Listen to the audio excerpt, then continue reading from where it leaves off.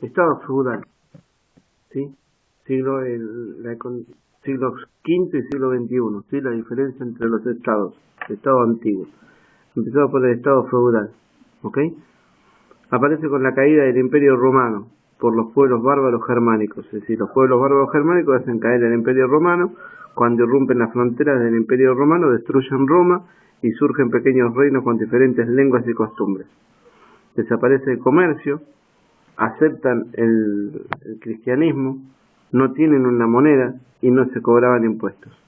No había un ejército, solo una caballería real leal al rey, y se mantenía una protección ante cualquier ataque exterior. Las ciudades desaparecen y la población se refugia en los feudos, ¿sí? Mientras tanto, con la aparición de la pólvora traída desde China por los turcos del Imperio Otomano, este pueblo logra destruir Constantinopla y pone fin al Imperio Romano de Oriente, y con ello termina la Edad Media. ¿Te acordás que Roma, como habíamos visto en la historia, estaba dividida en el Imperio Romano de Oriente y el de Occidente?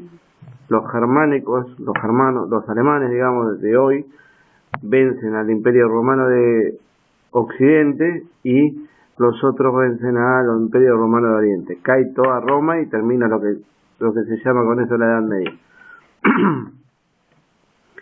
Al año siguiente, se utiliza la pólvora también para poner fin a la guerra de los 100 años entre Francia y Inglaterra, ¿sí? Los señores feudales advierten el poder de esta arma de fuego y el más listo se anticipa al resto y crea ejércitos para gobernar a los demás. Se crean ejércitos nacionales y así surgen las primeras naciones. Francia, Portugal, España, Inglaterra y los países nórdicos fueron las primeras naciones, ¿sí? El rey concentra tanto el poder en su persona que sólo así pudo reunificar el territorio. El poder del rey es ilimitado, ¿sí? El poder es hereditario y vitalicio. El ejército tiene un ejército fuerte y profesional. Después unifica los territorios, si trata de unificar los territorios. Privilegia a la aristocracia y al alto clero. El alto clero son los que más cargo tenían en la iglesia. Al comercio y a la moneda. Está mal escrito. Los estados son fragmentados. Este tema está muy incompleto. Es el tema que más miedo le tengo, que quiero que le preguntes a la mina vos, ¿sí? Que es el del siglo V y del siglo XXI, ¿sí? Y todo se mueve de acuerdo a un sistema de lealtades de los caballeros al rey. Si lo que tendrías que hacer acá es preguntarle a los que tienen que rendir con vos qué tienen sobre el punto 1, sobre el siglo V y siglo XXI, ¿ok? Después habla de la democracia en Atenas, en Grecia, ¿sí? En ese momento, ¿qué pasaba? Dice que los ciudadanos ocupaban los cargos hasta por sorteo y votaban en una especie de ostras. Se reunían en anfiteatros y ahí exponían las distintas ideas y tomaban las decisiones.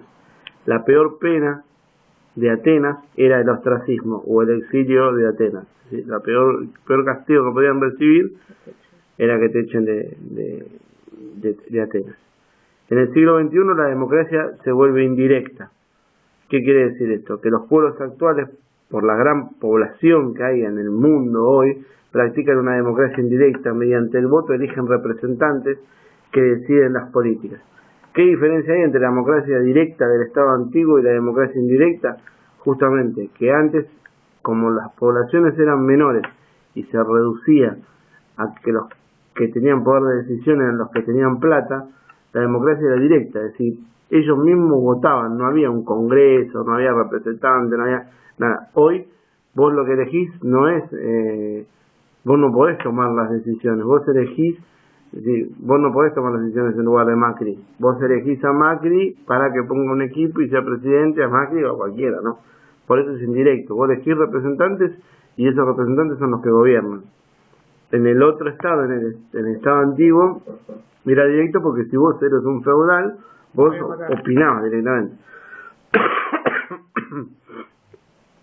Bueno, eso, en ese momento aparece lo que se llama la Edad Moderna, donde se vuelve a centralizar el poder en los reyes.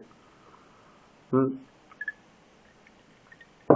lo que conocemos como la Edad Contemporánea, es en la época donde vivimos ahora, surgen las transformaciones políticas, económicas y sociales que dieron paso a sistemas políticos basados en la soberanía del pueblo. ¿Sí? Ahora, ¿qué entendemos por Estado? Es el punto 2. El Estado es una forma de organización política. Está compuesto por instituciones, organismos y leyes escritas. Los tres regulan la convivencia social. ¿Sí? Es un conjunto de personas que habitan, para que exista un Estado, tiene que haber un conjunto de personas que habitan un mismo territorio y están organizados jurídicamente por medio de leyes escritas, bajo un gobierno que ejerce el poder.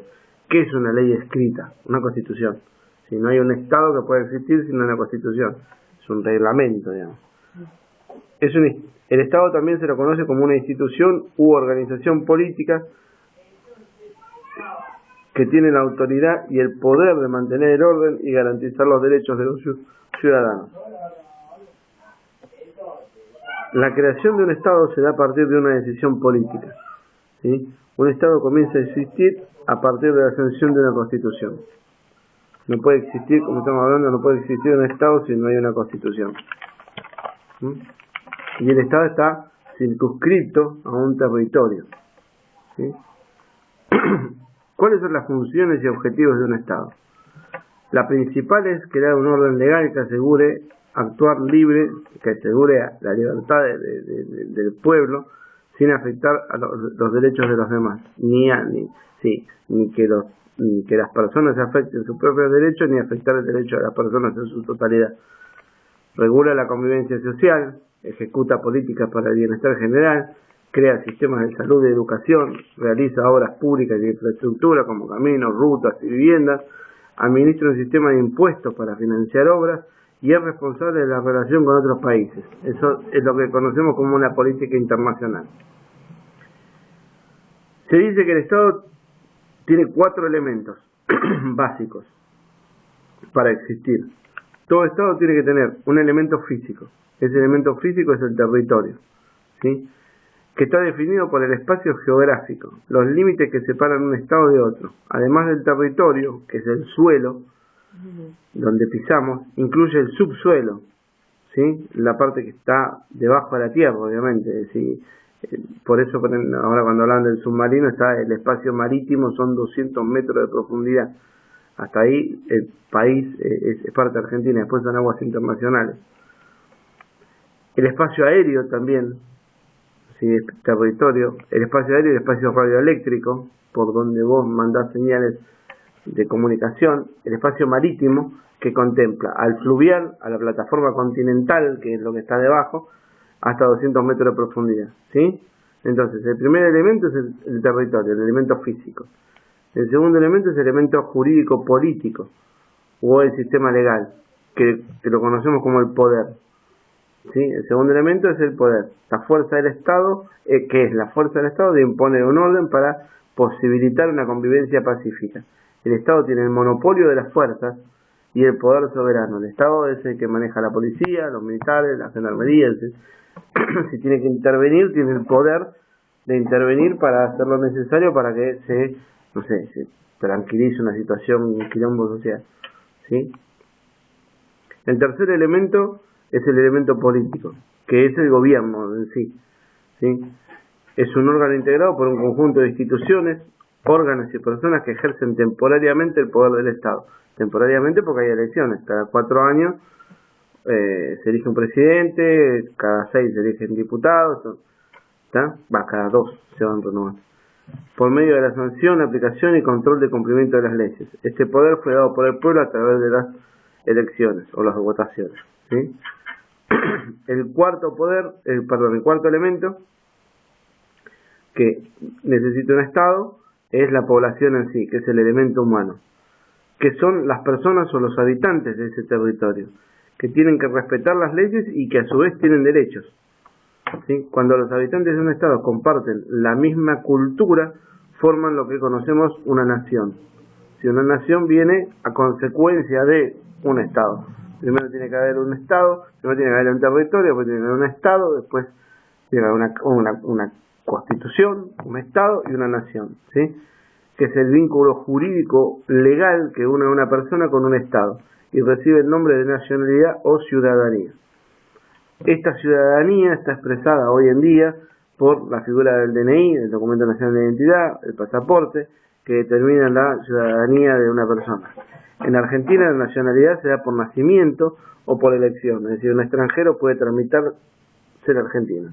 En Europa la nacionalidad se da por herencia. Un hijo nacido en un estado con sistema de herencia o de sangre cuyos padres emigran a un estado territorial no tiene nacionalidad, es una persona sin patria, conocido como apátrida, ¿sí? Si vos no tenés,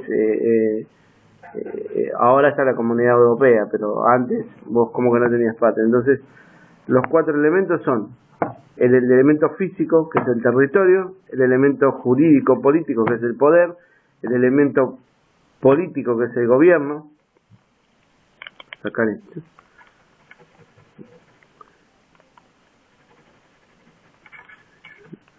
el elemento humano, que es la población, ¿sí? Y lo que tenemos es un territorio que marca un límite. Ese territorio está habitado por una cantidad de personas, esa cantidad de personas se organiza en un estado a partir de una carta, una ley escrita, una constitución, una carta magna, lo que sea, y a su vez conforman un estado. Ese grupo de personas que están unidas, que tienen unas costumbres, que pueden compartir o no en su totalidad una religión, porque acá por ejemplo somos una nación pero tenemos varias religiones, forman una nación, y esa nación está expresada por la ciudadanía, esa pertenencia a esa nación está expresada por la ciudadanía. ¿Ok?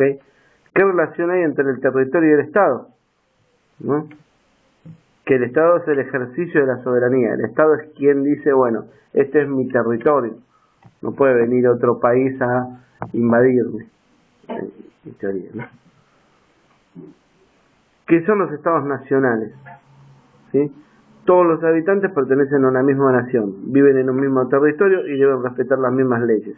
Un estado y una nación son una forma de organización social, ¿sí? El Estado es una organización del tipo jurídica, una nación es un concepto social, ¿sí? ¿Por qué esta diferencia? Porque son personas que están agrupadas bajo una determinada creencias, costumbres, religiones, sí, pero es un concepto social, ¿sí? Un Estado puede ser federal, nacional, central, ¿sí?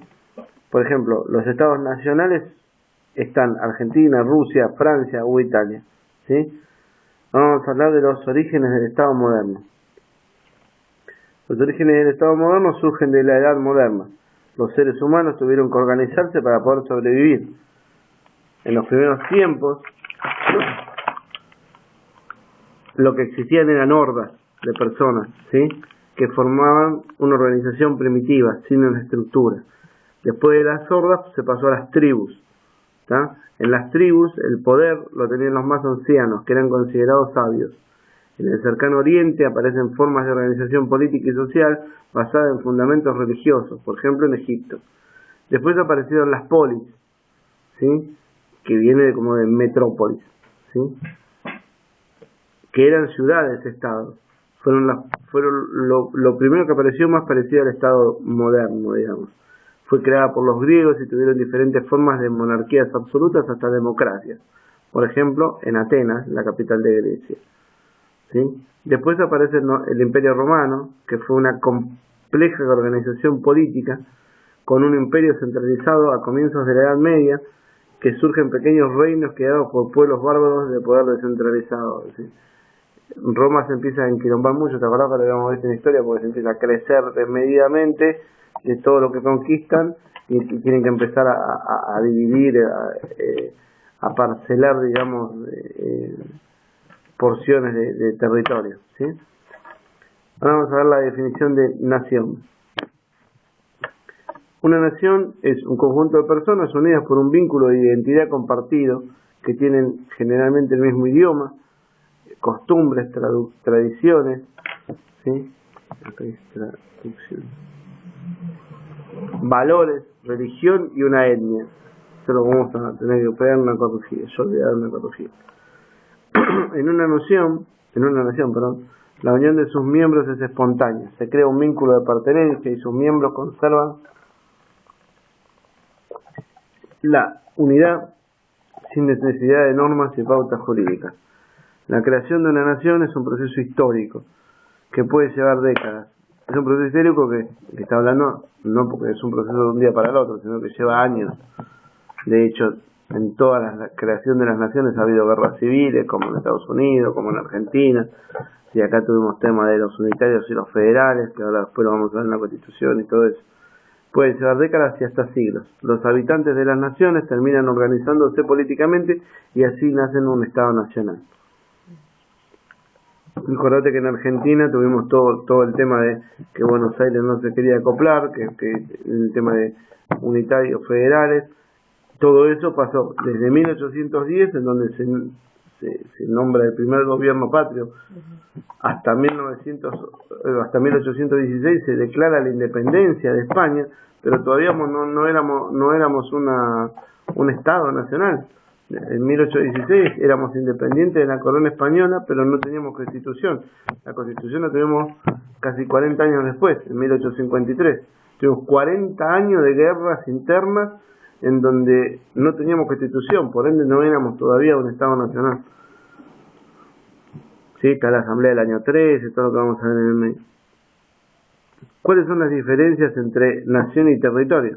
El territorio establece los límites de la nación, pero no tiene nada que ver con todo lo que hablamos que tiene una nación, no las costumbres y todo eso, ¿sí?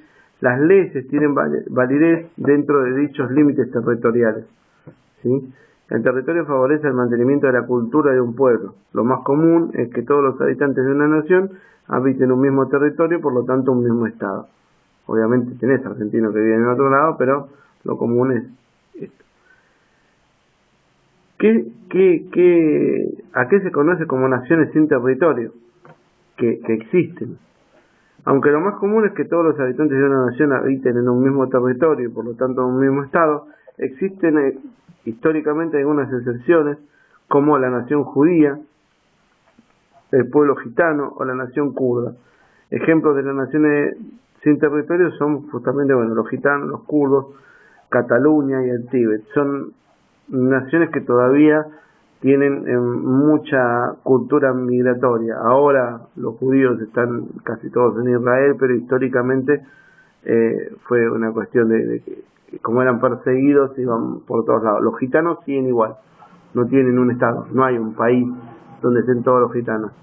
Generalmente hay muchos en Hungría, en toda, pero no hay un país gitano. Y los kurdos, después que se disuelve la Unión Soviética, empiezan a vagar por todos lados también.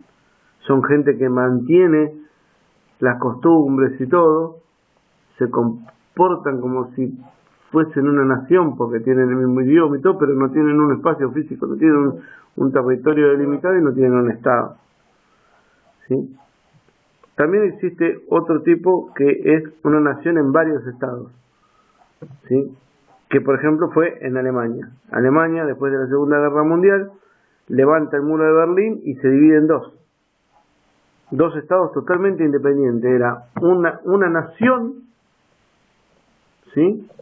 Vos imaginate el caso de Alemania, era una nación, había gente que tenía las mismas costumbres, que tenía el mismo idioma, que tenían lazos familiares y todo, era una nación, en un mismo territorio, ¿sí?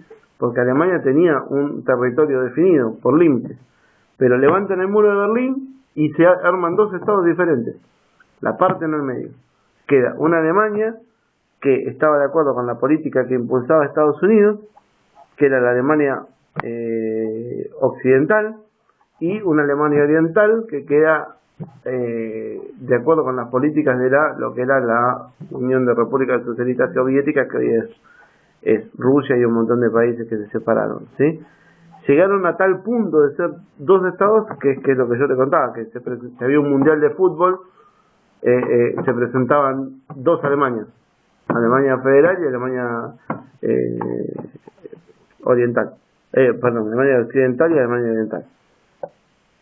En los países africanos, muchos invasores también hicieron esto de dividir a la fuerza territorios, sin tener en cuenta las características de la población. Y esto originó que en un estado convivan diferentes grupos nacionales y que algunas naciones fueran divididas en varios estados. Ejemplos de naciones que tienen más de un estado es en Corea, por ejemplo, o el Reino Unido. El Reino Unido, en realidad, Escocia hace años que se quiere independizar, bueno, lo mismo con William Wallace, se quiere independizar es decir, Inglaterra, todo lo que es Gran Bretaña, lo maneja Inglaterra, pero están todos divididos. Vos tenés Irlanda del Sur, Irlanda del Norte, tenés Escocia, tenés Gales y tenés Inglaterra. En realidad ellos son, si cada uno, si bien son países en sí mismos, son territorios, tienen varios diferentes estados, pero quisieran ser libres. Estados plurinacionales son los estados que tienen un territorio, pero en el que conviven distintos grupos de naciones. En algunos casos esta convivencia es pacífica, mientras que en otros da lugar a graves conflictos. Por ejemplo, Israel y Palestina, ¿no? El más claro de todos. O Ruanda, o España, que tiene problemas entre vascos, catalanes y españoles, ¿sí? O China, que tiene problemas entre los mongoles y los tibetanos, ¿sí?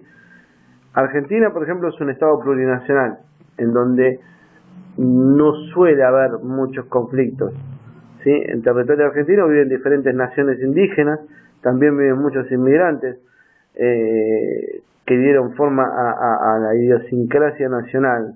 ¿Sí? La idiosincrasia es un conjunto de características hereditarias o adquiridas de costumbres sociales. En Argentina básicamente está compuesta por una mezcla de inmigrantes, de italianos, españoles, polacos, ingleses, alemanes, franceses, y es un estado plurinacional, ¿sí? Se armó a partir de eso. El estado unitario, hay muchos estados para estudiar, es lo más complicado. En un estado unitario el poder se ejerce en relación con el territorio de manera centralizada. Esto era lo que quería Buenos Aires antes de la Constitución, ¿sí? Y unificada en un solo lugar. Se dice que el estado unitario, se dice esto que es el estado unitario, ¿sí? En un estado unitario el poder estatal es ejercido por un único gobierno nacional que tiene el dominio sobre todo el territorio. Los países que adoptan el sistema unitario se dividen administrativamente en unidades políticas más pequeñas que reciben el nombre de regiones, provincias, estados o departamentos. La verdad que esto es lo que hace Roma. Hay una parte donde divide en pequeñas partes y hace pequeñas como gobernaciones, ¿sí? En los estados unitarios solamente existe una constitución nacional y las leyes son iguales en todo el territorio. Existe un único poder ejecutivo, un único poder legislativo y un único poder judicial que corresponde a todo el orden nacional. Vamos, pausa. Vale. El Estado federal, que es lo que tenemos hoy, ¿sí? En un Estado federal cada provincia es autónoma, por eso tiene su propia constitución, es decir, San Luis tiene su constitución, Córdoba tiene su, pero respetan a la Constitución Nacional, es decir, la Constitución provincial no puede estar por encima de la Constitución Nacional, ¿sí? Son leyes provinciales, que solo son válidas dentro del territorio, ¿sí? El poder es descentralizado y el poder estatal se reparte en dos esferas o ámbitos y cada provincia ejerce su territorio, pero no a nivel nacional. Los países que ejercen un Estado federal se dividen administrativamente en unidades políticas más pequeñas y los ciudadanos de cada provincia eligen sus propias autoridades nacionales y provinciales. Por eso el gobernador, no es que Macri dice, bueno, ese es el gobernador de San Luis. Las acciones y decisiones de los gobiernos provinciales no deben interferir o contradecir a la ley nacional y a la Constitución nacional, ¿sí? Argentina adoptó esta forma de Estado federal en la Constitución de 1853 y otros estados federales son Canadá, Brasil, Rusia, China, Australia, Estados Unidos, Alemania y México.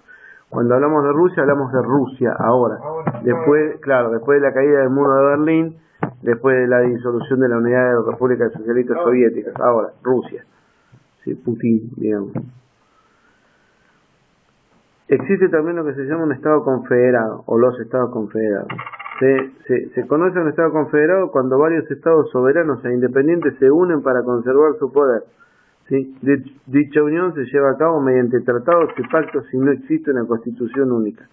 Los miembros de un Estado confederado conservan su soberanía plena y pueden retirarse de la confederación cuando lo deseen, a diferencia de lo que ocurre con las provincias en un Estado federal. Es decir, mañana San Luis no puede decir, me voy. Es decir, que es lo que pasaba en España hace un par de semanas, ¿te acordás? Como que los catalanes decían, me voy. Por ejemplo, en Argentina ninguna provincia puede dejar de pertenecer a la República, ¿sí? Las autoridades de los Estados confederados son elegidas por los representantes de cada confederación. Hay un caso histórico que fue la Confederación Peruano-Boliviana, ¿sí? Que duró un tiempo, y después lo que fue la Confederación Rusa, ¿sí? Que fue después de la caída del muro, hubo una especie de confederación en donde los estados trataban de vivir juntos, pero es un quilombo. Tipos de estado, me dice acá. No sé por qué está este título, pero bueno, no importa. En realidad habla sobre la soberanía popular, ¿sí? La soberanía popular, que se conoce así porque el poder residía en el pueblo, ¿sí? El pueblo, elegía a sus representantes por el sufragio, por votación, ¿sí? Y así se limitaba el poder del Estado a través de una constitución. En esta se reconocían los derechos de sus habitantes y se consagraban los principios de igualdad y de libertad.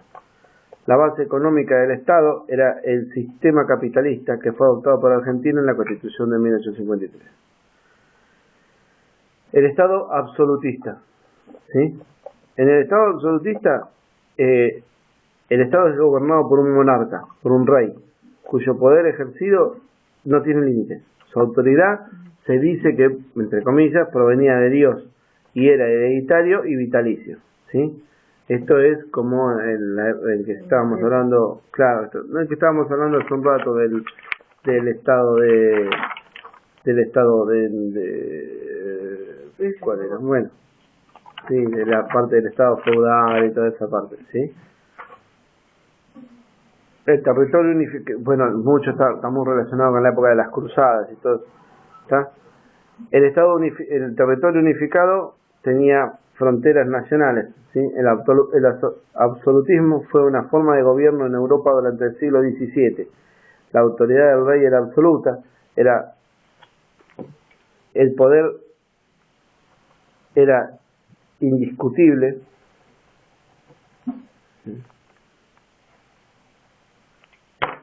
solo el monarca podía establecer las leyes, todos eran súbditos, ¿sí? Había privilegios para el clero y para la nobleza, para los más ricos. Debía hacer más correcciones a esto, ¿sí? El Estado intervenía activamente en la economía, manejaba todo, si la gente no podía comerciar sin intervención del Estado, fijaba los impuestos, fijaba la importación de la mercadería. ¿Te acordás que también vimos en historia que ellos decían, bueno, vos ganás tanto, me pagás el impuesto? No había un impuesto general, el Estado cobraba lo que quería, a quien quería, cuánto quería, ¿sí? Acumulaba oro y plata para fortalecer su poder. Con eso le daba más poder a los ejércitos y con eso, obviamente, eso es lo que vimos en William Wallace. Es decir, tenían mayor poder y todo, y sí, este sistema económico era el mercantilismo, sí, los mercados manejaban todo. Después tenemos el Estado liberal, tenemos un montón de formas de Estado, es que hay una banda, como te vas a tener de acuerdo a todo, ¿sí? El Estado absolutista cayó, el concepto del Estado absolutista que veíamos recién, cayó después de una serie de revoluciones que puso fin a este modelo de gobierno, ¿sí? Inglaterra, Estados Unidos, la Revolución de Inglaterra, la que vimos de Wallace, en Estados Unidos la Revolución Francesa, fueron el punto de partida del Estado liberal, ¿sí? Cayó el absolutismo y vino el liberal. Este tipo de Estado se caracterizó por consagrar las teorías de la Ilustración, o lo que se conoce como el movimiento francés. Las características propias del Estado liberal son que consagra las teorías de la Ilustración, derecho al voto y libertades amplias. Limita la autoridad del Estado, la limita en cuanto a que no deja que avasallo, que se lleve por delante los derechos del pueblo, ¿sí? Reconoce el derecho del pueblo a través de una constitución. Mirá, qué feo, mirá. El sistema económico es el capitalismo, ¿sí? La ley de la oferta y la demanda es lo que maneja la economía, que se autorregula, ¿sí? El Estado debía proteger una nueva clase social que se llama la burguesía, ¿sí? Después tenemos el estado de bienestar, ¿sí? El estado de bienestar surge de movimientos obreros y sindicales con ideas socialistas. Después de las crisis financieras mundiales, hicieron que el Estado se convierta en el motor de la economía, y así surgió el estado de bienestar, que se caracterizó por su rol protagónico en la actividad económica, que continuó, si bien continuó siendo capitalista. Este estado de bienestar sancionó un conjunto de leyes que protegían a los trabajadores, como el salario mínimo, la jornada de trabajo limitada. Acá en Argentina fue la primer presidencia de Perón, ¿sí? En lo social, la creación de escuelas, hospitales públicos, estuvo vigente hasta la década de 1970 en Argentina. Se impuso el crédito para la compra para que la gente se acceda a su vivienda. Se ejerce el proteccionismo a la población nacional. Hay mejoras laborales, educativas, sanitarias, salariales y todo eso, ¿sí? Después viene el Estado neoliberal. En 1970 estalla todo ese estado de bienestar. Hay una crisis muy grande en el precio del petróleo y se desata una crisis económica a nivel mundial. Se derrumban los estados de bienestar porque los países se quedan sin plata, sobre todo los países petroleros, ¿sí? Y nace un nuevo tipo de estado llamado neoliberal, que es todo lo contrario al estado de bienestar, y se volvió un estado en donde se trata de que la participación del Estado sea mínima. El Estado neoliberal surge, como bien dijimos, como oposición al estado de bienestar, al cual, digamos, lo considera un estado inflacionario y costoso. Es decir, el Estado neoliberal dice que el estado de bienestar es inflacionario y es costoso, porque mantiene a la gente, ayuda, da hospitales, un montón de cosas, ¿tá? Al estado neoliberal es como que le chupa un huevo todo esto. Se ejerce una sobredimensionada reducción del Estado, aumenta el desempleo, se privatizan las empresas de servicios públicos no esenciales, se abren trabas aduaneras. Si se abren trabas quiere decir que se abren los mercados, se facilita la importación. Entonces vos comprabas algo más barato de China y la gente de acá no tenía laburo. ¿Qué es lo que pasa durante el menemismo? ¿No? Ahora lo vamos a ver. Esto provocó la destrucción de la industria local. Es decir, si había un tipo que acá fabricaba media y los chinos te importaban media a 10 centavos, el tipo quebraba la fábrica, ¿sí? Esto provoca un aumento de la desocupación, se eliminan todas las políticas sociales, se privatizan las empresas públicas, que es lo que pasó, se vendió el teléfono, se vendió todo. Sancionaron leyes de flexibilización laboral, es decir, te echo y no tenés ningún derecho, ¿sí? No te pago nada. Este modelo provocó el enriquecimiento de unos pocos y el empobrecimiento de muchas porciones de la población. Hay casos externos, por ejemplo, en la presidencia de Ronald Reagan en Estados Unidos, que para que te des una idea es la época de Rocky contra Drago en el 1984, más o menos. Margaret Thatcher en Inglaterra, también en principio de los 80. De hecho, Margaret Thatcher se le estaba cayendo el gobierno y se mete en guerra en Argentina, en Malvinas en el 82 para que le den plata, digamos. En Argentina esto se dio al comienzo de la dictadura militar en 1976 y alcanzó su máxima expresión durante la década de 1990, durante la presidencia de Carlos Menem, ¿sí? Que hoy todavía es senador. Tiene como 90 años. ¿Qué relación existe entre el gobierno y el Estado? ¿Sí? Que dijimos que es el ejercicio temporario del poder. El gobierno es una estructura compleja de la cual se ejerce el poder político sobre una sociedad.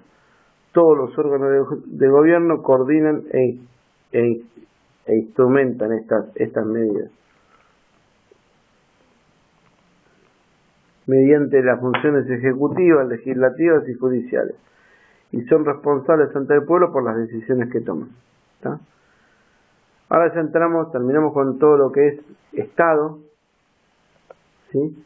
Y entramos a toda la parte de la historia de la Constitución argentina, ¿sí?